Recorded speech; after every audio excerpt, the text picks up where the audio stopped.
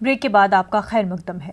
अब आपको दिखाते हैं बेबसी की एक ऐसी तस्वीर जो शायद ही आपने कभी देखी होगी। ये तस्वीर झालावाड़ की है। यहाँ जिला अस्पताल में भर्ती टीबी का मरीज बैंक में अपने पैसे निकालने के लिए स्ट्रेचर पर ऑक्सीजन सिलेंडर के साथ पहुंचे। जिसने भी ये नज़ारा देखा वो दंग होकर रह गया। आखिरकार एक सिपाही ने इस बेसहारा शख्स की मदद की और उन्हें पैसे देकर वापस उन्हें अस्पताल भिजवाया और पुलिस कंट्रोल रूम को इस मामले की जानकारी दी। इस मामले में अस्पताल इंतजामिया की लापरवाही पर सवाल उठाना लाजमी है कि आखिर क्यों उन्हें इस तरह अस्पताल से बाहर जाने दिया गया।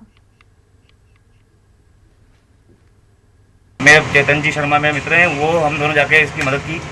200 रुपये जो भी हमसे आर्थिक मदद इसकी हमने करी है। और प्रशासन से मैं एक निवेदन करना चाहता हूँ कि इसके एक एसबीआई के किसी भी कर्मचारी को भेज के इसके पैसे निकला। इसके पास एक बैंक डायरी है, उसमें 6500 रुपये इसके दिलेश नाम है, पिड़ावा निवासी है। इसके पैसे निकाल के इसकी सहायता करें।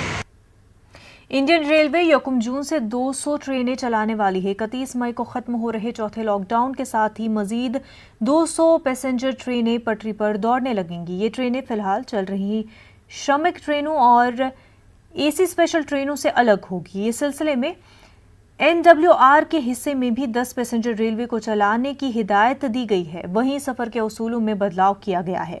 इस संबंध में रेलवे ने तफसीली हिदायतनामा जारी किया है।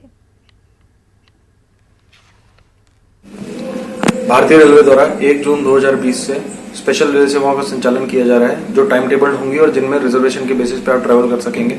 इनके लिए जो पैसेंजर्स इनमें ट्रैवल करेंगे उनके लिए कुछ आवश्यक दिशा निर्देश है जिनका पालन करना आवश्यक है। सबसे पहले कुछ स्पेशल कैटेगरी है जिनके पैसेंजर्स को ट्रैवल नहीं करने दिया जाएगा। यदि आप कोविड पॉजिटिव पाए गए हैं और आपको मेडिकली अनफिट घोषित किया गया है, या फिर आपको क्वारंटाइन में रखा गया है, या आप में इन्फ्लुएंजा लाइक इलनेस के सिम्टम्स हैं। इसके अलावा मास्क या फेस कवर लगाना अनिवार्य होगा, स्टेशन पर भी और ट्रेन के अंदर भी। पटना में लगे एक पोस्टर में कांग्रेस पार्टी के लीडर संजीव कुमार सिंह ने खुद को बिहार के वज़ीर-ए-आला के तौर पर बताया है। संजीव कुमार सिंह खुद को कांग्रेस पार्टी के कौमी लीडर बता रहे हैं। पोस्टर में लोगों से अपील की गई है कि उन्हें बिहार का वज़ीर-ए-आला बनने में मदद करें और कांग्रेस पार्टी को बिहार में जीत दिलाएं। पोस्टर का जायजा लिया हमारे नुमाइंदे संजीव कुमार ने।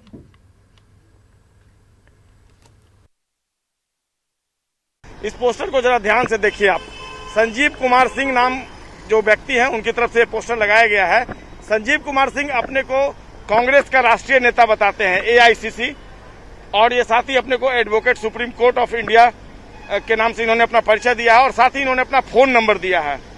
इस पोस्टर की सबसे बड़ी बात यही है कि इन्होंने इस पोस्टर में अपने को बिहार का अगला मुख्यमंत्री घोषित कर दिया है। संजीव कुमार सिंह को लोगों से अपील किया कि वो संजीव कुमार सिंह को अगला मुख्यमंत्री बनाए बिहार का और कांग्रेस पार्टी को बिहार में जिताएं। उन्होंने वह वायदा किया है लोगों से कि वो बिहार के सभी जिलों में उद्योग लगाएंगे और युवाओं को रोजगार उपलब्ध करवाएंगे।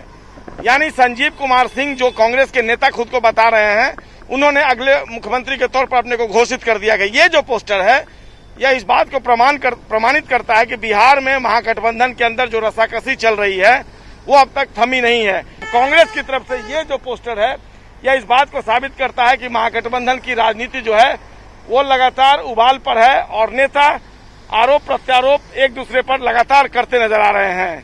कैमरा पर्सन दीपक के साथ संजय कुमार, न्यूज 18 पटना। मरकजी वजीर मुमलिकत बराए सेहत व खानदानी बहबूद अश्विनी कुमार ने दावा किया है कि मुजफ्फरपुर में 85 करोड़ रुपए की लागत से बन रहे सुपर स्पेशलिटी हॉस्पिटल की तामीर 30 जून तक मुकम्मल हो जाएगी। मुजफ्फरपुर में न्यूज 18 ने SKMCH में बन रहे इस अस्पताल की तामीर का जायजा भी लिया। इस जायजे में ये बात सामने आई कि काम की रफ्तार से नहीं लगता कि अस्पताल की तामीर 30 जून तक मुकम्मल हो पाएगी। अब तक भवन की तामीर नहीं हो सकी है।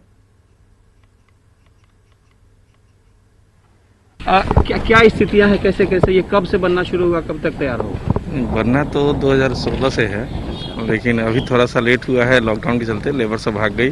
अभी हम फिर प्रयासरत हैं उनको बुलाने के लिए और बुला रहे हैं। वो जो जैसे से आ रहे हैं सारा लेबर हम करा रहे हैं। अभी तक क्या क्या वर्क हो चुका है? सिविल का काम खत्म है, लगभग टाइल वगैरह का हो गया है और लिफ्ट का हो रहा है, थोड़ा सा बाकी है। राज्य मंत्री जो सेंट्रल है उनका डेडलाइन निकला है जो जून तक उसको हैंडओवर कर देना है। अगर वो हैंडओवर हो जाता है तो अच्छी बात रहेगी अपने शहर के लिए, नॉर्थ बिहार के लिए। क्या लगता है, जैसे निर्माण कार्य तो शुरू हुआ था 16 में, नहीं लगता है जब पूरा हो जाएगा जून तक, लेटेस्ट मिड जुलाई तक निश्चित शुरू हो जाना चाहिए।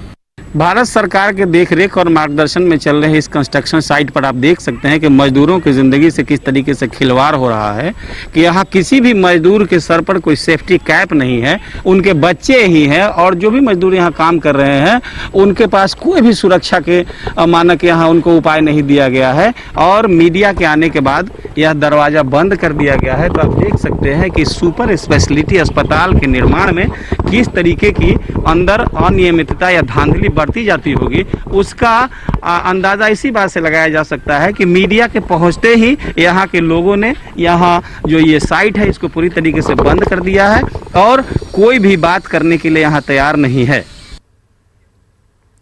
दिल्ली के द्वारका सेक्टर 2 के लोगों ने पानी की किल्लत के खिलाफ एहतजाज किया और हुकूमत से पानी के सप्लाई को यकीनी बनाने की मांग की। खास बात यह रही कि मुजाहिरीन ने एहतजाज के दौरान सोशल डिस्टेंसिंग का पूरा ख्याल रखा।